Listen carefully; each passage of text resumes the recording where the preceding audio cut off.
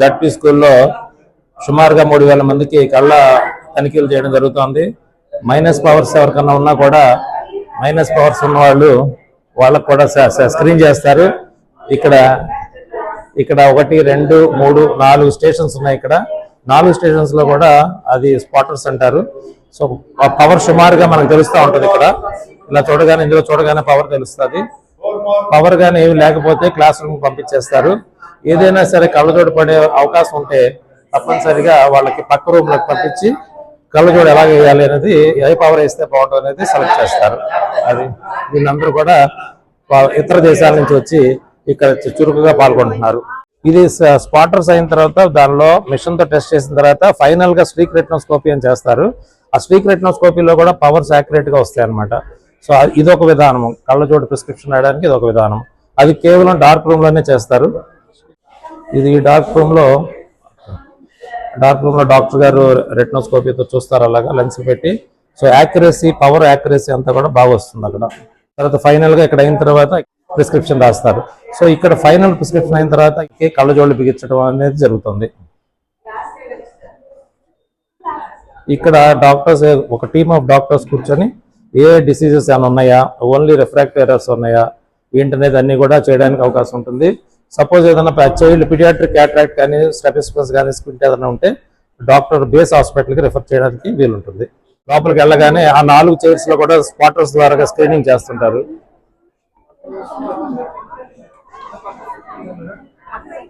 అది స్క్రీనింగ్ అయిన తర్వాత ఎవరికైతే పవర్స్ ఉంటాయో వాళ్ళకి ఈ రూమ్ లోకి వస్తారు. ఇది ఆప్టోమెట్రీ రూమ్ అంటారు. దీనికి ఇలా కళ్ళజోళ్ళు టెస్ట్ చేస్తారు. ఇక్కడ ఈ కళ్ళజోళ్ళు చేసిన తర్వాత ఇలా ట్రయల్ ఫ్రేమ్ ఒకటి పెట్టి అంత దూరంలో నుంచి అక్షరాలు చదివేలాగా చేస్తారు. సో బాగా పర్ఫెక్ట్ గా ఏ పవర్ పెడితే వచ్చిందో అది ఫైనల్ ప్రిస్క్రిప్షన్ అవుతుంది. వీళ్ళందరూ కూడా ఆప్టోమెట్రిస్ట్ పనిచేస్తున్నారు. ఇక్కడ ఒక 4 స్టేషన్స్ లో పనిచేస్తున్నారు. మరి అక్కడ కన్ఫర్మ్ అయినవన్నీ కూడా డాక్టర్ గారు వెరిఫై చేసుకొని పర్ఫెక్ట్ ఫైనల్ ప్రిస్క్రిప్షన్ అనేది ఇక్కడ ఇవ్వడం జరుగుతుంది. సో ఇలా సిస్టమేటిక్ గా చేయడం అనేది ఇది ఒక మంచి పర్ఫెక్ట్ విధానం అన్నమాట. ఇలా కానీ చేయకపోతే చాలా ఎర్రర్స్ రావడానికి అవకాశం ఉంటుంది. సో ఒక దగ్గర ఏమో స్క్రీనర్స్ చేస్తున్నారు, రెండో స్పాట్ లోనేమో సబ్జెక్టివ్ వెరిఫికేషన్ కళ్ళజోడు కరెక్ట్గా ఉందో లేదో చూస్తున్నారు. ఫైనల్ ప్రిస్క్రిప్షన్ కూడా ఆ చైల్డ్కి తగ్గట్టుగా ఉందో లేదో కూడా డాక్టర్ గారు వెరిఫై చేసి ప్రిస్క్రిప్షన్ ఇస్తారు. ప్రిస్క్రిప్షన్ ఇవ్వగానే ఇక్కడ వేరే రిజిస్ట్రేషన్లో రిజిస్టర్ చేసుకొని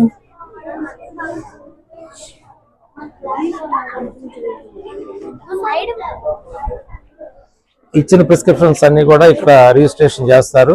సో మనం మళ్ళీ ఏ చైల్డ్కి ఏ కళ్ళజోడు ఇవ్వాలనే దానికి ఈజీగా ఆ స్లాటింగ్ కానీ స్కూల్ వైజ్ క్లాస్ వైజ్ కూడా అంత రికార్డ్ మెయింటైన్ చేస్తారు. రికార్డ్ మెయింటైన్ చేసింది ఆప్టిషియన్, అంటే ఆప్టికల్ స్పెక్స్ బిగించేటువంటి డిస్పెన్సింగ్ యూనిట్ ని పంపిస్తారు. ఇక్కడ డిస్పెన్సింగ్ యూనిట్ లో ఇక్కడ చాలా వివిధ రకాలైనటువంటి ఫ్రేమ్స్ ఓపెన్ చేయాలి సార్.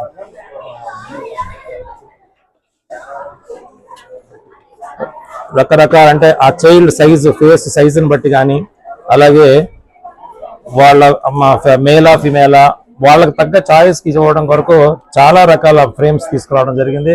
సుమారుగా ఒక 2000 ఫ్రేమ్స్ కూడా తీసుకొచ్చి వాళ్ళకి నచ్చినటువంటి ఫ్రేమ్ లో బిగించడం, టెక్నికల్ గా ఏదైతే సూట్ అవుద్దో అది కూడా చెప్తారు వీళ్ళు, దాన్ని తగ్గట్టుగా వేయడం. అయితే ఇందులో ఏంటంటే ఈ సంవత్సరం కళ్ళజోడు పడిన ప్రతి ఒక్కరు కూడా ప్రతి సంవత్సరం 20 సంవత్సరాలు వచ్చేదాకా ఇలా స్కూల్ స్క్రీనింగ్ లో అయినా చూపించుకోవచ్చు, లేకపోతే డాక్టర్ దగ్గరికి ఎవ్రీ ఇయర్ పేరెంట్స్ కి చెప్పి ఒక ఐ డాక్టర్ దగ్గరికి వెళ్ళి రెగ్యులర్ గా చూపించుకోవాలి. ఎందుకంటే మైనస్ పవర్ అనేది 20 ఏళ్ళు వచ్చేదాకా పెరుగుతూ ఉంటుంది. అప్పుడు స్టేబుల్ గా ఉంటుంది. కళ్ళజోడు వద్దు అనుకుంటే లేజర్ చేసుకోవచ్చు, లేదంటే కంట్లో అద్దం పెట్టి ఆపరేషన్ కూడా వచ్చినాయి. ఇప్పుడు డాక్టర్స్ చేతిలో ఉండేటువంటి పరికరాన్ని స్ట్రీక్ రెటినోస్కోప్ అంటారు. అలాగే చేతితో పట్టుకున్నటువంటి లెన్సెస్ లో వివిధ పవర్స్ ఉంటాయి. సో ఏ పవర్ దగ్గర అయితే ఆ షాడో న్యూట్రలైజ్ అవుతుందో అది ఎగ్జాక్ట్ పవర్ క్యాలిక్యులేషన్ కింద వస్తుంది. So this is the final prescription. ఇది అయిన తర్వాత ఆప్టిషియన్ దగ్గరికి వెళ్ళి డిస్పెన్సింగ్ చేయించుకుంటే సరిపోతుంది. స్క్రీనింగ్ కి పంపిస్తారు. దీనిలో ప్లస్ ఆప్టిక్స్ కానీ లేదంటే స్పాటర్ కానీ స్క్రీనర్ గానితో ఇక్కడ చూస్తారు. ఫస్ట్ డార్క్ రూమ్ లో చేస్తారనమాట స్క్రీనింగ్. ఎందుకంటే కంటి పాప సరైన సైజులో లేకపోతే రీడింగ్ సరిగా రాదు. సో ఈ డార్క్ రూమ్ లో ఒక 4 స్టేషన్స్, 4 ఆప్టోమెట్రిస్ట్ ఇలా స్క్రీనర్ చేస్తూ ఉంటారు. స్క్రీనింగ్ అయిన ప్రతి ఒక్కరిని కూడా స్ట్రీక్ రెటినోస్కోపిక్ కానీ సబ్జెక్టివ్ వెరిఫికేషన్ కళ్ళజోడు టెస్టింగ్లు కానీ పంపిస్తారు అనమాట. అలా పంపించినటువంటి వాళ్ళకి మళ్ళీ ఫైనల్గా ఆప్టికల్ డిస్పెన్సింగ్కి వెళ్తారు. సో ఇక్కడ స్క్రీనర్ ఉంటుంది, ఇక్కడ స్క్రీనర్తో చూస్తూ ఉంటారు. పాస్ అన్నమాట. పాస్ అంటే ఈ పాపకి సైట్ లేదు, సో ఈ పాప క్లాస్ రూమ్కి వెళ్ళిపోవచ్చు. ఏదైనా తేడా ఉంటే ఇక్కడ రాస్తారు పవర్ ఉన్నట్టు. ఆ పవర్ ఉన్నట్టు రాసిన వాళ్ళకి రెటినోస్కోపీ కానీ సబ్జెక్టివ్ వెరిఫికేషన్ కళ్ళజోడు టెస్ట్ కానీ పంపిస్తారు. అక్కడ కరెక్ట్ పవర్ రాసి ఆప్టికల్ డిస్పెన్సింగ్ కౌంటర్కి వెళ్తే కళ్ళజోడిస్తారు.